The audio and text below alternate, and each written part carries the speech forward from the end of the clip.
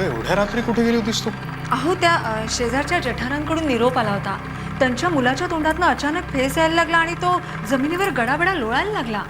पण आपल्याकडे निरोप पाठवून आपण काय करणार होतो? त्यांच्या मुलाला एखाद्या वैद्य बुवांकडे किंवा महाराजांकडे घेऊन जायचं ना, ठणठणीत बरा झाला असता तो. अहो हा त्रास काही त्याला आत्ता होत नाहीये.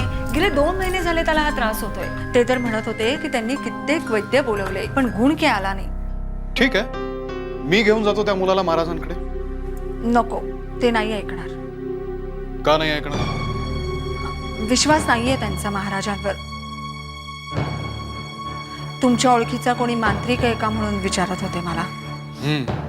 महाराजांवर विश्वास नसेल तर त्यांचं ते काय ते बघून घेतील ना. मांत्रिकाच्या नादी लागून आहे ती शेती फुंकून टाकतील आणि मुलालाही गमावतील. किती सहजासहजी बोलता हो तुम्ही हे सगळं. शेजार धर्म म्हणून आपण त्यांची मदत नको का करायला? महाराजांच्या पलीकडे आपण जाऊ शकतो का? नाही.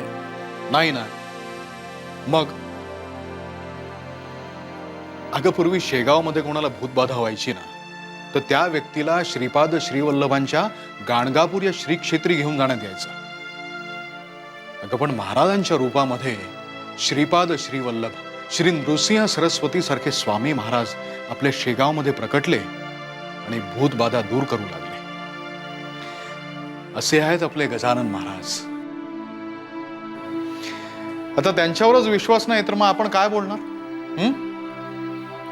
असो, मी असं करतो, जठारांना भेटतो, त्यांना समजवण्याचा प्रयत्न करतो. बघू काय होतं.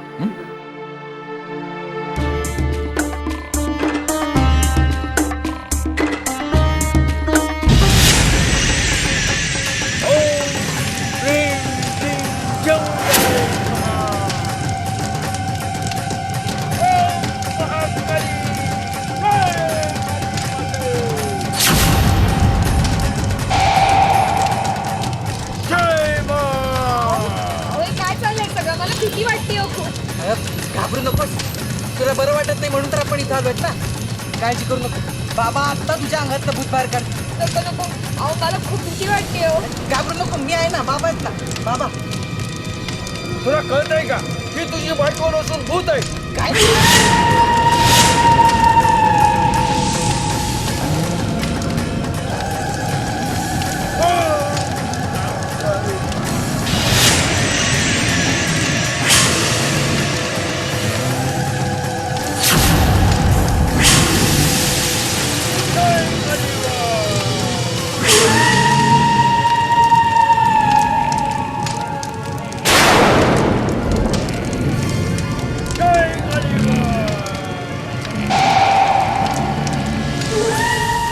प्रयत्न केलास तरी मी हिची पाठ सोडणार नाही. बघतो कशी सोडत नाही ते. जय गलिवा.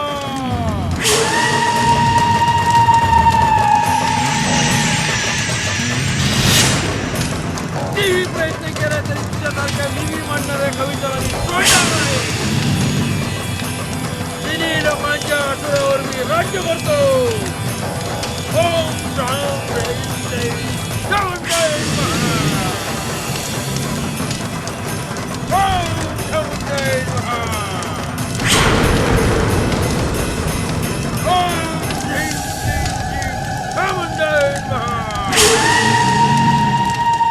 भाऊजी तर म्हणत होतं की सिद्धकर्मा बाबा भूत उतरवण्यात पटायतात म्हणून. हे कधीही खोटं बोलणार नाहीत बापू. विश्वास ठेव. अरे डॉक्टरांवरच जर विश्वास नसेल तर त्यांनी दिलेल्या औषधालाही गुण येत नाही. असं करू नकोस रे.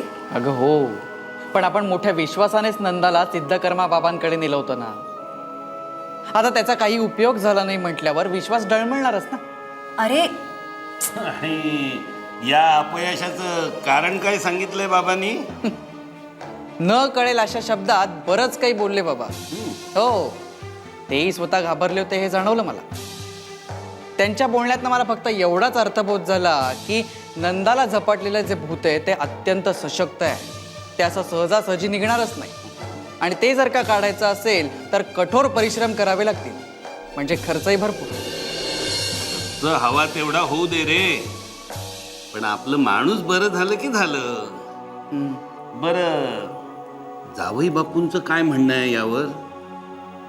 जावई बापू ते तर देवापेक्षाही श्रेष्ठ मानतात बाबांना. त्यांचं तर एवढंच म्हणणं आहे की बाबांवर विश्वास ठेवा, धीर धरा.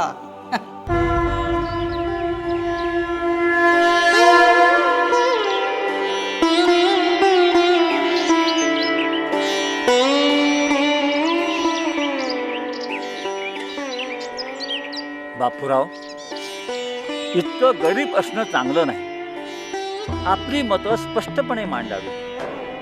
नाही मांडली तर इतरांच्या कुविचारांना आपल्या आयुष्यावर अधिराज्य गाजवण्याची परवानगी देण्यासारखं आहे. बापूराव, तू आमच्याकडे यावंस म्हणून पुन्हा पुन्हा तुला संकेत देत आहोत, पण त्याकडे तू साफ दुर्लक्ष करतोय. गण गण गणात बोल, गण गण गणात बोते, गण गण गणात.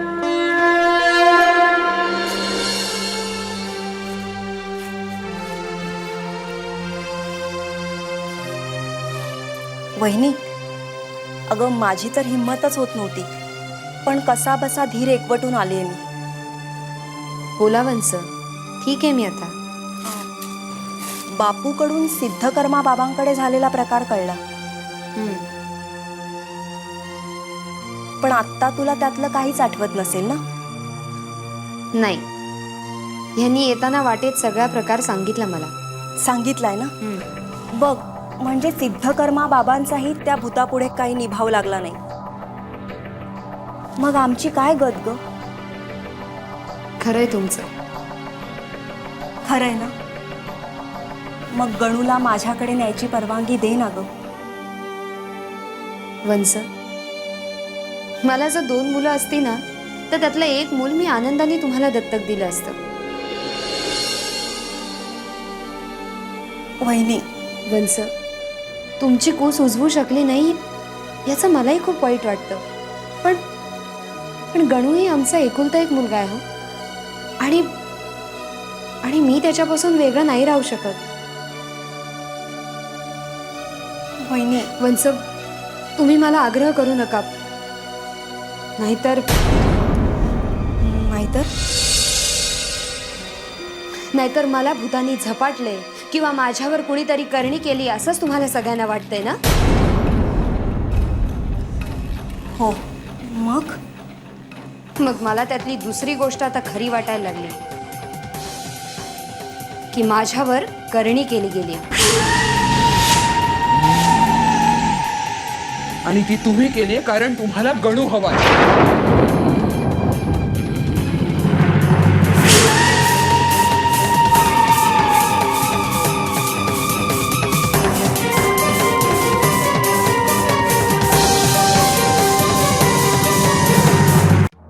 सिद्धकर्मा बाबा नंदाला झालेली भूतबाधा दूर करतील अशी खात्री दिली आहे भाऊजींनी. परंतु पहिल्याच प्रयत्नात तरी सिद्धकर्मा बाबा सपशेल अपयशी ठरले. अलक्ष निरंजन, अलक्ष निरंजन. महाराज, भिक्षा हवी असल्यास थोडा वेळ थांबा, मी माझ्या पत्नीला बोलवतो. आम्हास भिक्षा नको, तुला तुझ्या समस्येतून सोडवण्यासाठी आम्ही आलो आहोत. महाराज, आम्ही जाणतो मुला, तुझी कांता भूतबाधेनं पीडित आहे. होय महाराज. तिला त्यातून मुक्त करण्यासाठी तुला शेगावी गजानन महाराजांच्या दर्शनाला जावं लागेल. तुला इच्छित फळप्राप्ती होईल. गण गण गणात बोते, गण गण गणात बोते, गण गण गणात बोते.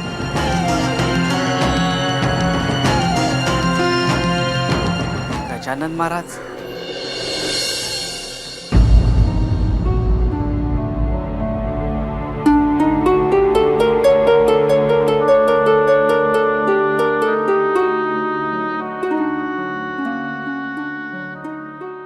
सासरे बुवा, अहो एवढी चिंता करू नका.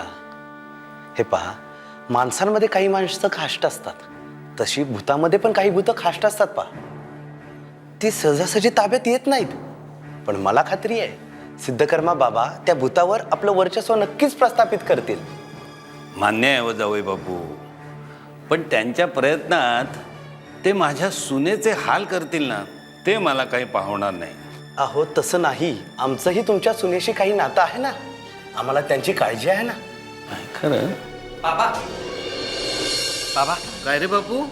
तुम्ही नंदाला घेऊन गजानन महाराजांकडे जायचं म्हणत होतात ना? हेच आता एक साधू पुरुष सांगून गेले. काय? हो. अहो, त्यांना मी आपली समस्या सांगितली नाही, पण त्यांनी ती लगेच ताडली आणि भिक्षाही न घेता सरळ निघून गेले.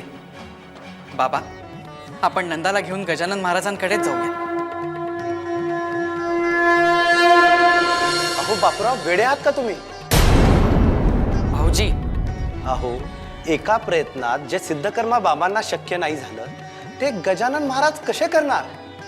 ना त्यांच्याकडे तंत्राची शक्ती ना मंत्राची शक्ती.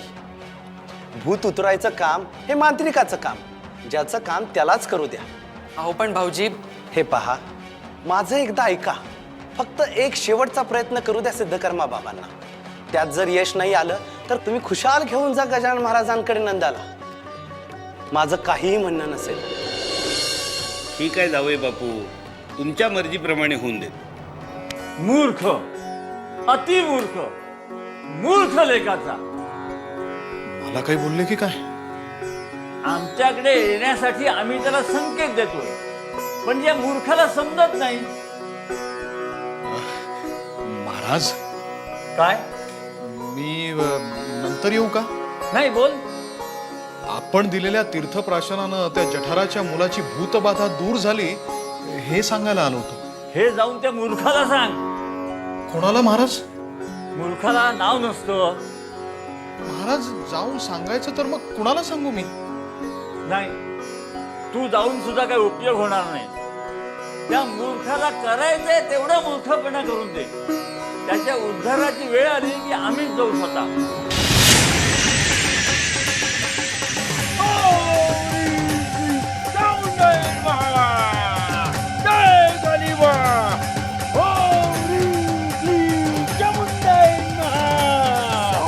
आता तुझी सुटका नाही, सुटका नाही तुझी आता.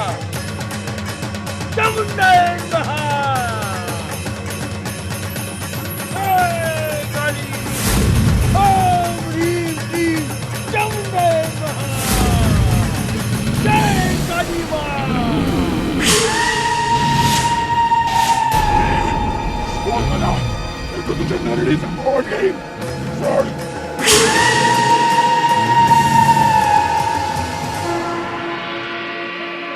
आता आम्हाला जायला बापूरावाचा उद्धार करण्याची वेळ आली.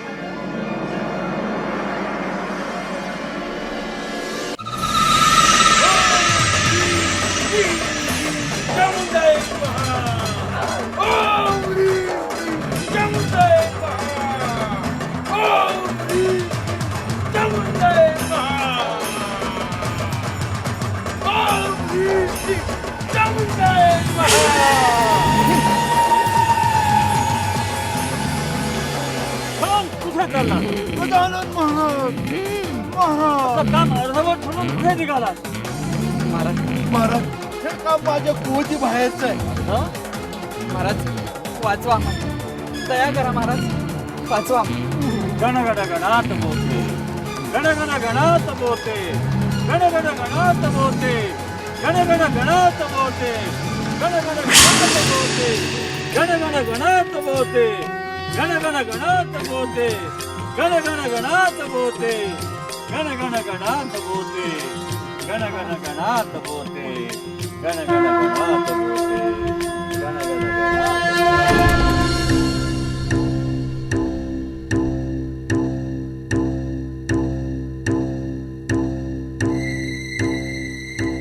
सुमती, मला या मुलीची काळजी वाटते ग. अगं, असं कोणतं पाप हिच्या हातून झालं होतं की हिला ही भूतबाधा व्हावी? मी तरी काय सांगू आता बाबा. मला काळजी वाटते ना ती गणूची. आता तू गणूला घेऊन जायचा आग्रह का धरलायस हे मला चांगलं ठाऊक आहे बरं का. बाबा, तू गणूची आत्या आहेस. नंदाच्या हातून गणूच्या जीवाचं काही बरं वाईट होऊ नये असं तुला वाटतंय. हे जरी खरं असलं तरी देखील यापेक्षा मोठं कारण म्हणजे आता नशिबानं तुला मुलबाळ नाही, त्यामुळे गणू तुला हवाय, हो ना? हो बाबा, सध्या तरी वहिनी गणूचा सांभाळ करण्यास असमर्थ आहे. तेव्हा मी जर गणूला माझ्या घरी घेऊन जात असेल आणि जर मला आई होण्याचं भाग्य लाभणार असेल, काही काळापुरतं का होईना, तर काही बिघडणार आहे का? घडणार नाही ग, पण सुनबाई पाया पडते मामा. औक्षवंत हो, औक्षवंत हो. राहू दे. सुनबाई, बापू, बाबा, नंदाला झालेली भूतबाधा आता दूर झाली. खरंच? हो, पण ती सिद्धकर्मा बाबांमुळे नाही. मग तर नंदाला झालेली भूतबाधा दूर केली आहे ती शेगावीच्या गजानन महाराजांनी.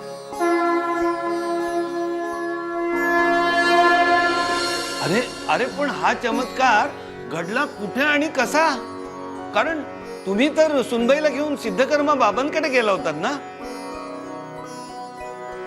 सांगतो, सगळं सांगतो.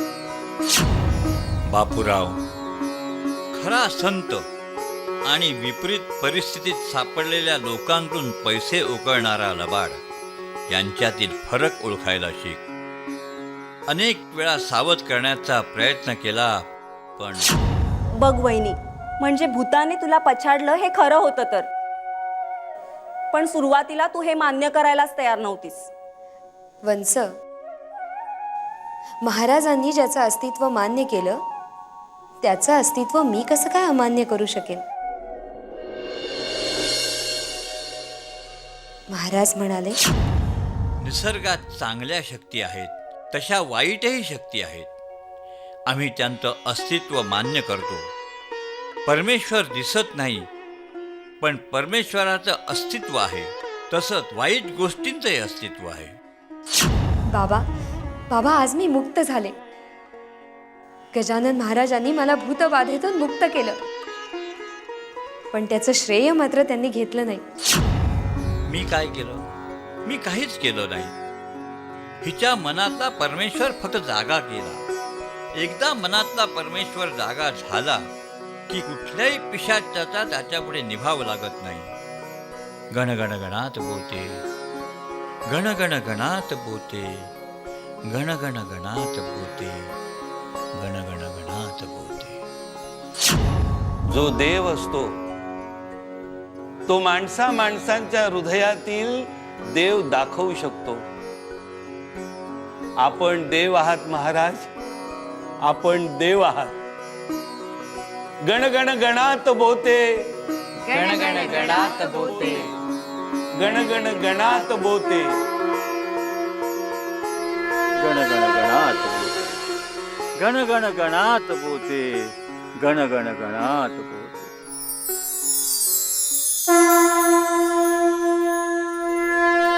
भूत ही वाईट प्रवृत्ती आहे असं मानलं तर वाईट प्रवृत्तींचा नायनाट करण्यासाठी ढोंगी साधू मांत्रिकांचा आधार घेऊन फसू नये. सद्गुरूच वाईटाचा नायनाट करू शकतात. अशा वेळी सद्गुरूंची कास धरावी.